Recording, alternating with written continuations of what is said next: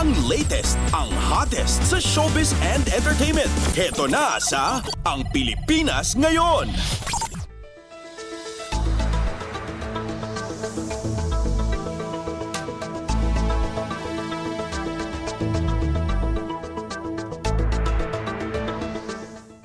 Magandang araw! Nagbabalik ang paboritong segmento ng mga chismoso at chismosa, ang segmentong Balitang Artista. Narito muli ang inyong chika Dora Steph Vicente upang hatid ang mga pinakamainit na showbiz balita para sa araw na ito. Hindi ko na patatagalin pa ang ating introduction at simulan na natin ang ratsyada ng mga chika. Total, sinundan na rin naman natin ang ating segmentong Balitang Sports ay medyo nagbo-borderline na ito, no? Itong ating unang chika sa usaping sports dahil umaapela si Mrs. Angelica Yulo, ina ni 2024 Paris Olympics two-time gold medalist Carlos Yulo, na ipaubaya na sa kanila ang problemang pampamilya kasunod ng paglutang ng mga issue. Ang paghingi ng tawad ni Mrs. Yulo ay bunga ng kanyang nararamdaman bilang ina dahil mas binigyan daw ng publiko ang panloob na usapin sa kanilang pamilya kaysa ang tagumpay ng kanyang anak. Sa isang press conference kasama ang kanyang abogado na si Raymond Fortun, umaapela si Mrs. Yulo sa publiko na ipaubaya sa kanilang pamilya ang pagresolba sa mga naglabasang issue sa kanila. Anumang pinansyal, tulad ng mga reward o incentives na nakuha ng kanyang anak ay kanya nang ibibigay ito sa anak kung papaano pamamahalaan. Habang ang pagkakaroon nito ng kasintahan ay hindi niya hahadlangan pero hangad niya na makausap ang anak para talakayin ang usaping ito.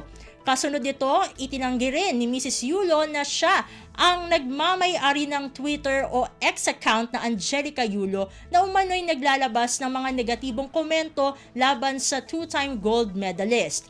Inihahanda na rin ni Attorney Fortun ang legal na hakbang laban sa fake account na Angelica Yulo para papanagutin sa mga maling impormasyon na kumakalat. Samantala, naghahanda na rin ang pamilya Yulo sa pagdating ng kanilang anak kung saan plano nilang ihanda ang adobo at sinigang na paborito nitong pagkain sakaling umuwi na ito sa kanilang tahanan. Sa huli, mananatiling bukas daw ang pintuan ng kanilang tahanan para sa pagdating ng anak at hangad nito ang mas matatag na pamilya sa kabila ng mga hamon na kanilang nararanasan ngayon. Samantala, masayang-masaya naman ang kapuso actor na si Dennis Trillo na napunta sa kanya ang role bilang Colonel Yuta Saito ng Japanese Imperial Army sa Kapuso primetime series na Pulang Araw. Kung ating matatandaan, nagsimula nang napanood ang war drama na ito sa GMA Prime noong July 29, 2024 at sa streaming platform na Netflix noong July 26. Katunayan, noong una raw narinig ni Dennis ang kwento ng Pulang Araw, may 10 taon na ang nakakaraan ay pinangarap na niyang mapasama sa proyektong ito. Pahayag ni Dennis, quote-unquote, sobrang tagal na. Siguro hindi pa ito yung original na kwento noon, nag-evolve na lang. Pero noon pa lang, narinig ko na yung Pulang Araw, noon pa lang sinasabi ko, sana maging part ako nito. Dahil alam kong malaking proyekto ito.